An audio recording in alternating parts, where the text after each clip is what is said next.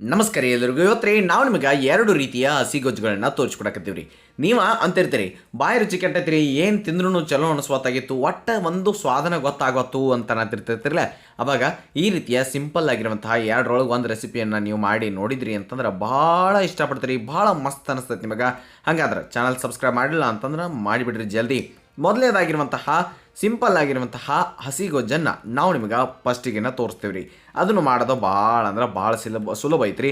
ನೋಡಕ್ರಿ ಬರ್ರಿ, ಸ್ವಲ್ಪ ಹುಣಸೆ ಹಣ್ಣನ್ನು ತೊಗೊಂಡು ಅದನ್ನೇನು ಮಾಡಿರಿ, ನೀರೊಳಗೆ ಹಾಕಿ ನೆನೆಯಾಕ ಇಟ್ಬಿಡ್ರಿ ಒಂದು ಸ್ವಲ್ಪ ಹೊತ್ತು ರೀ.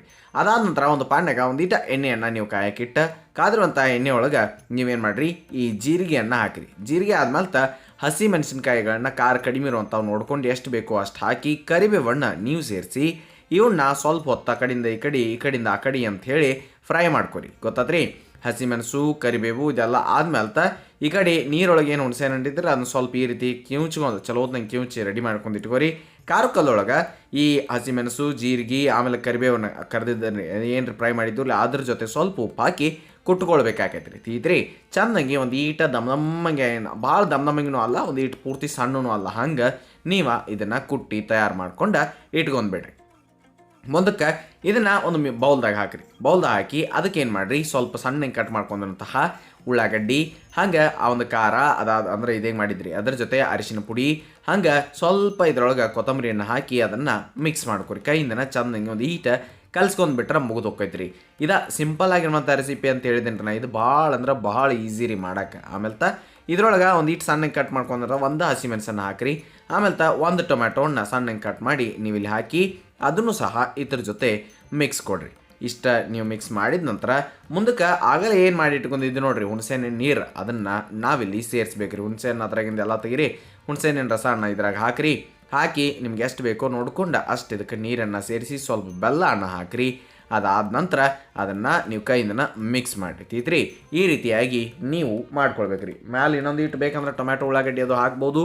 ಆಮೇಲೆ ಇದನ್ನು ಚಂದಂಗೆ ಮಿಕ್ಸ್ ಮಾಡಿ ನೀವು ಎಂಜಾಯ್ ಮಾಡ್ಬೋದು ರೀ. ತಿಳ್ತಿರಲ್ಲ, ಇದೊಂದು ಸಿಂಪಲ್ ಆಗಿರುವಂತಹ ರೆಸಿಪಿ ರೀ. ಇದನ್ನು ನೀವು ಹಂಗೆ ಕುಡಿಯಾಕೊಂಡು ಹಂಗೆ ಬದಲಿ ನೀವು ಸ್ವಲ್ಪ ಏನು ಮಾಡಿರಿ ಅಂತಂದ್ರೆ ಇದಕ್ಕೆ ಇನ್ನೊಂದಿಟ್ಟು ಬೆಲ್ಲ ಬೇಕಂದ್ರೆ ಬೆಲ್ಲ ಸೇರಿಸಿ ನೀವು ಅನ್ನದ ಜೊತೆ ತಿಂದು ನೋಡಿರಿ. ಭಾಳ ಮಸ್ತ್ ಅನಿಸ್ತೈತಿ, ಭಾಳ ಸಿಂಪಲ್ ಆಗಿರ್ತೈತಿ, ಭಾಳ ಸ್ವಾದನೂ ಇರ್ತೈತಿ ರೀ. ಹಾಗಾದ್ರೆ ತಪ್ಪಲಾರ್ದ ಒಮ್ಮೆ ನೀವು ಟ್ರೈ ಮಾಡಬೇಕ್ರಿ. ಇನ್ನು ಇನ್ನೊಂದು ರೀತಿಯ ಗೊಜ್ಜು ಭಾಳ ಸಿಂಪಲ್ ಆಗಿರುವಂಥದ್ದು ರೀ. ಆಮೇಲೆ ಇದು ಸಹ ಅಷ್ಟೇ ರೀ, ಅನ್ನಕ್ಕೆ ಅದು ಎಸ್ಪೆಷಲಿ ಈ ದಿನದಾಗ ನಿಮ್ಗೆ ಭಾಳ ಅಂದ್ರೆ ಭಾಳ ಚಲೋ ಅನಿಸ್ತೈತಿ ರೀ. ಹೆಂಗೆ ಅಂಥೇಳಿ ನಾವು ತೋರಿಸ್ತೀವಿ. ಹಂಗಾದ್ರೆ ತಪ್ಪಲಾರ್ದ ಮೊದಲಿಗಿನ ಅನ್ನ ತಯಾರು ಮಾಡಿ ಇಟ್ಕೊಂಡು ಅದ್ರ ಜೊತೆ ಇದನ್ನು ಟ್ರೈ ಮಾಡೋದು ಮರೆಯೋಕೆ ಹೋಗ್ಬೇಡ್ರಿ. ಎರಡು ಮಾವಿನ ಹಣ್ಣು ಪೂರ್ತಿ ಹಣ್ಣು ಹಾಕಿ ಬಂದಿಲ್ಲ ರೀ, ಇನ್ನೂ ಸ್ವಲ್ಪ ಹಸಿದಾವೆ. ಆ ಒಂದು ಮಾವಿನ ಹಣ್ಣನ್ನು ಕುಕ್ಕರ್ದಾಗ ನಾವಿಲ್ಲಿ ಹಾಕಿದ್ದೀವಿ. ತಿಳಿದ್ರಿ? ಅದಕ್ಕೆ ಸ್ವಲ್ಪ ನೀರನ್ನು ಒಂದ್ಸಲ ಚಂದಂಗೆ ಅವ್ನ ಮಾವಿನ ಹಣ್ಣು ಏನಿದಾವೆ ನೋಡಿರಿ, ಮಾವಿನಕಾಯಿ ಅವನ್ನ ತೊಳೆದ ನೀವು ನೀರನ್ನು ಹಾಕಿ ಆಮೇಲೆ ಇದನ್ನು ಕುದಿಸಿರಿ. ಒಂದು 2-3 ಸೀಟಿ ಹೊಡೆದ್ರೆ ಸಾಕ್ರಿ, ಚಂದಂಗೆ ಕುದ್ದು ಬಿಡ್ತೈತೆ ರೀ.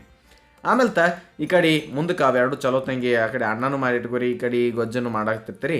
ಒಂದು ಪಾನ್ಯಾಗ ಒಂದು ಸ್ವಲ್ಪ ಏನು ಮಾಡಿರಿ, ಎಣ್ಣೆಯನ್ನು ಕಾಯ್ಕಿಟ್ಟ ಅದರೊಳಗೆ ಜೀರಿಗೆಯನ್ನು ಹಾಕಿ ಅದ್ರ ಜೊತೆ ಒಂದು 2 ಹಸಿಮೆಣಸನ್ನು ಕಟ್ ಮಾಡಿ ಹಾಕಿ ಒಂದೀಟು ಎಣ್ಣೆ ಒಳಗೆ ನೀವು ಫ್ರೈ ಮಾಡಬೇಕಾಗೈತ್ರಿ. ಮುಂದಕ್ಕೆ ಕೊತ್ತಂಬರಿ ಕರಿಬೇವು ಆಮೇಲೆ ಬೆಳ್ಳುಳ್ಳಿ ಹೆಸರನ್ನು ಒಂದು 2-3 ಅಷ್ಟು ಹಾಕಿ ಅದ್ರ ಜೊತೆ ಚಂದಂಗಿನ ಇದನ್ನು ನೀವು ಆ ಕಡೆಯಿಂದ ಈ ಕಡೆ ಈ ಕಡೆಯಿಂದ ಆ ಕಡೆ ಮಾಡಬೇಕಾಗತ್ತಿರ್ತಿತ್ತಲ್ಲ. ಕರಿಬೇವು ಕೊತ್ತಂಬರಿ ಜೀರಿಗೆ ಆಮೇಲೆ ಬೆಳ್ಳುಳ್ಳಿ ಹೆಸರು ಮತ್ತು ಹಸಿಮೆಣಸು ಇದನ್ನು ಅಷ್ಟೇ ರೀ.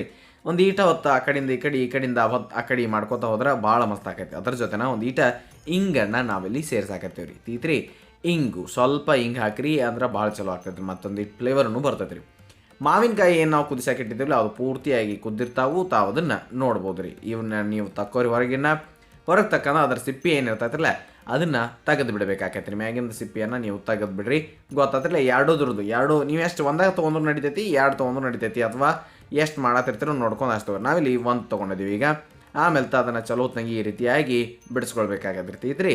ನಡಬಾರ್ಕಿಂದ ಬೀಜ ತೆಗೆದು ತೀತ್ರಿ ಹಿಂಗೆ ನೀವು 1 ಅಥವಾ 2 ಮಾವಿನಕಾಯನ್ನು ತೊಗೊಂಡು ಮಾಡ್ಬೋದು. ಮುಂದಕ್ಕೆ ಅದನ್ನು ಚಲೋತ್ನಾಗಿ ಕಲಿಸ್ಕೊಂಡು ಇಟ್ಕೊರಿ.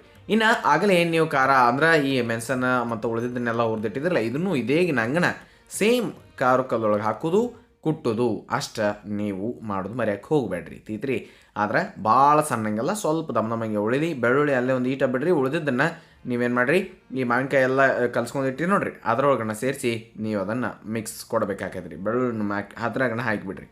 ಆಮೇಲೆ ಇದು ಕೆಟ್ಟ ಬೇಕು ನೋಡ್ಕೊಂಡು ಅಷ್ಟು ನೀರನ್ನು ನೀವು ಹಾಕಿರಿ. ಹಾಕಿ ಅದಕ್ಕೆ ಒಂದೀಟ ಏನು ಮಾಡಿರಿ ಆಮ್ಚೂರ್ ಪೌಡ್ರನ್ನ ಅಥವಾ ಯಾವುದರ ಒಂದು ಬೇರೆ ಮಸಾಲೆ ಪುಡಿಯನ್ನು ಒಂದೀಟ್ ಬೇಕಂದ್ರೆ ಹಾಕಿರಿ, ಇಲ್ಲಾಂದ್ರೆ ಹಾಕ್ಲಿಲ್ಲ ನಡೀತೈತೆ ರೀ. ಅದಾದ ನಂತರ ಉಪ್ಪನ್ನು ನೋಡ್ಕೊಂಡು ಹಾಕಿರಿ. ಅದಾದ ನಂತರ ಬೆಲ್ಲವನ್ನು ನೀವು ಹಾಕೋದು ಮರ್ಯಾಕೆ ಹೋಗಬೇಡ್ರಿ.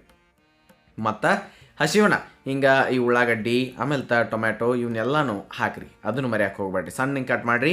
ಆಮೇಲೆ ಒಂದೀಟು ಅರಿಶಿನ ಪುಡಿಯನ್ನು ಒಂದೀಟು ಸೇರಿಸ್ರಿ. ಅದಾದ ನಂತರ ಇದನ್ನು ಸಹ ಇದೇ ಹೆಂಗೆ ಮಾಡಿದಿರಲ್ಲ ಹಂಗನ ಚೆಂದಂಗೆ ಮಿಕ್ಸ್ ಮಾಡಿ.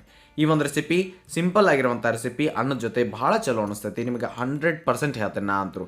ಆಮೇಲೆ ರುಚಿನೂ ನಿಮಗೆ ಗೊತ್ತಾಗ್ತೈತೆ ರೀ. ಲಾಸ್ಟಿಗೆ ಸ್ವಲ್ಪನ ಒಂದು ಈಟು ಕೊತ್ತಂಬರಿ ಸೊಪ್ಪನ್ನು ಹಾಕಿ ಈ ರೀತಿಯಾಗಿ ಇದನ್ನು ಮಿಕ್ಸ್ ಕೊಟ್ಟಿದ್ರಿ ಅಂತಂದ್ರೆ ಈ ಒಂದು ಮಾವಿನಕಾಯಿ ಗೊಜ್ಜು ಭಾಳ ಸಿಂಪಲ್ ಆಗಿರುವಂಥ ಹಸಿ ಗೊಜ್ಜು ಅಥವಾ ಹಸಿ ಅಮರ ಚಲೋ ಹೊತ್ತಂಗೆ ತಯಾರಾಗ್ತದೆ ರೀ. ಎರಡೂ ರೆಸಿಪಿ ಅಷ್ಟೇ ನಿಮ್ಮ ಬಾಯಿ ರುಚಿ ಕೆಟ್ಟಾಗ ಭಾಳ ಭಾಳ ಭಾಳ ಹೆಲ್ಪ್ ಮಾಡ್ತಾವ್ರಿ. ತಪ್ಪಲಾರ್ದ ಟ್ರೈ ಮಾಡಿರಿ. ಹೆಂಗೆ ಬಂದಿತ್ತು ಅನ್ನೋದನ್ನು ನಮ್ಮ ಕಮೆಂಟ್ ಸೆಕ್ಷನ್ನಾಗ ಹೇಳ್ರಿ. ಹಂಗೆ ಚಾನಲ್ ಸಬ್ಸ್ಕ್ರೈಬ್ ಮಾಡಿಲ್ಲ ಅಂತಂದ್ರೆ ಮಾಡಿಬಿಡ್ರಿ ಅಂತ ಹೇಳ್ತಾ ನೆನಪಿರಲಿ, ಇದು ಸವಿರುಚಿಯ ಸೊಬಗು ಅನ್ನದಾತ ಸುಖೀ ಭವ. ಧನ್ಯವಾದಗಳು, ನಮಸ್ಕಾರ.